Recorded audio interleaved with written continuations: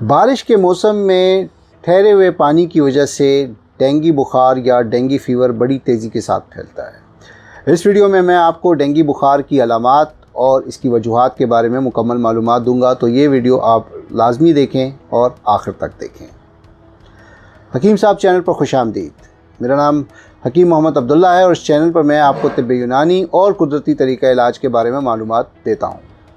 तो आए वक्त ज़ाया किए बगैर इस वीडियो को शुरू करते हैं। तो सबसे पहले ये जान लेते हैं कि डेंगू की वजूहात क्या क्या हैं, यानी कि कॉजेज़ क्या हैं। इस चीज़ को आप अच्छी तरह समझ लें कि डेंगू आपको किसी मुतासरा शख्स के आसपास रहने से नहीं हो सकता।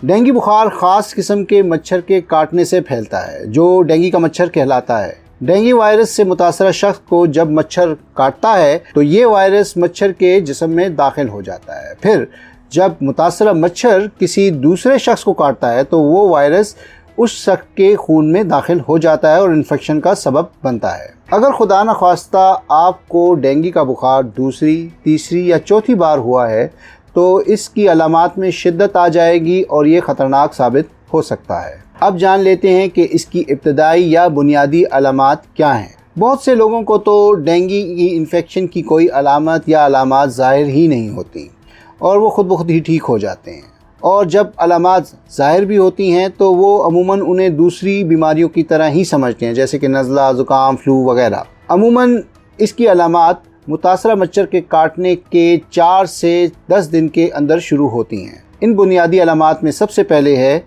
बुखार। ये बुखार अमूमन 104 फ़ारेनहाइट या 40 डिग्री सेंटीग्रेड तक हुआ करता है। इसके अलावा सरदर्द, पट्ठों, हड्डियों और जोड़ों में दर्द, मतली का आना यानी कि नौजिया, कै का आना यानी कि वॉमिटिंग, आँखों के पीछे दर्द का होना, जिस्म में मौजूद वर्म यानी ग्लैंड्स में सोजन का होना, जिल्द पर सुर्खी या रैश का होना और कभी कभी हल्की ब्लीडिंग, ख़ास तौर पर दांतों वगैरह से होना। अगर ये अलामात आप में मौजूद है और आसपास डेंगू का मर्ज़ भी फैला हुआ है तो बेहतर है कि आप अपना डेंगू का टेस्ट करा लें और साथ ही अपने खून में मौजूद प्लेटलेट्स को भी चेक करवा लें। अब उन अलामात की बात करते हैं कि जब डेंगू शिद्दत इख्तियार कर जाता है और ऐसे मरीज़ का घर में इलाज मुमकिन नहीं रहता, उसे हस्पताल में दाखिल करने की ज़रूरत पड़ जाती है। डेंगू बुखार से मुतासरा मरीज़ अमूमन 1 हफ़्ते या उसके अंदर अंदर ठीक हो जाता है, लेकिन कुछ केसेस में ये हालात ख़राब हो जाते हैं और जानलेवा साबित हो सकते हैं। ऐसे शदीद डेंगू को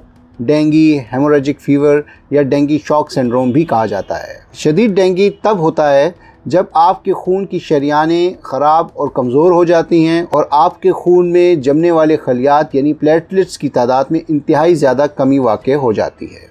ये झटका या शॉक अंदरूनी तौर पर खून बहने, जिस्मानी अज़ा के फेलियर और यहाँ तक के मौत का बायस भी बन सकता है। शदीद अलामात आम तौर पर आपका बुखार ख़त्म होने के पहले या 2 दिन बाद शुरू होती हैं और इन अलामात में शामिल हैं मैदे में इंतहाई शदीद दर्द, हद से ज़्यादा कै का आना, मसूड़ों और नाक से खून का आना, पेशाब, पैखाने और कै में खून का आना और जिल्द के नीचे खून का बहना जो कि देखने में बिल्कुल चोट की मानंद महसूस होता है। सांस मुश्किल से और तेज़ी से आता है। मरीज़ थकावट और इंतहाई कमज़ोरी महसूस करता है, बेचैन होता है और आराम नहीं कर सकता। जब ऐसी अलामात पैदा होनी शुरू हों और प्लेटलेट्स भी काफ़ी गिर जाएं तो मरीज़ को फ़ौरन हस्पताल पहुंचाना चाहिए। अब ज़रा डेंगू से बचने के लिए एहतियातें या प्रिवेंशंस के बारे में भी बात कर लेते हैं। सबसे पहली बात तो ये है, खिड़कियों और दरवाज़ों को अच्छी तरह जालियों से कवर रखें ताकि मच्छर अंदर दाखिल ना हो सके।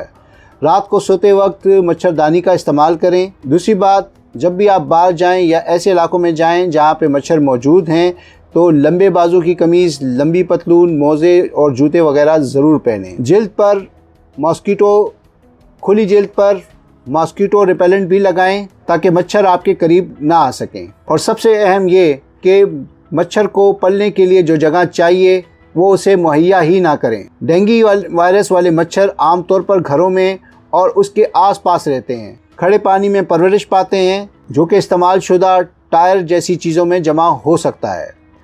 आप मच्छरों को कम करने के लिए इनकी रिहाइशगाहों को यानी कि जहाँ पे वो पल सकते हैं उनको ख़त्म कर दें। हफ्ते में कम से कम 1 बार खाली और साफ़ बर्तन वगैरह जिनमें पानी खड़ा रहता है ज़रूर साफ़ करें। ख़ास तौर पर पौधे लगाने वाले बर्तन, जानवरों के खाने के बर्तन और फूलों के गुलदान वगैरह। उम्मीद करता हूँ कि आप डेंगू के ख़िलाफ़ अपनी और अपने घर वालों की हिफाजत करेंगे। अगर आपको ये वीडियो पसंद आया है तो इसे लाइक कीजिए, शेयर कीजिए, इस पर कमेंट कीजिए, मेरा चैनल सब्सक्राइब कीजिए, घंटी का आइकन दबाना ना भूलें ताकि मेरी तमाम वीडियोस की मालूमात आपको बर वक्त मिल सकें। खुश रहें, सेहतमंद रहें, अपना ख्याल रखें।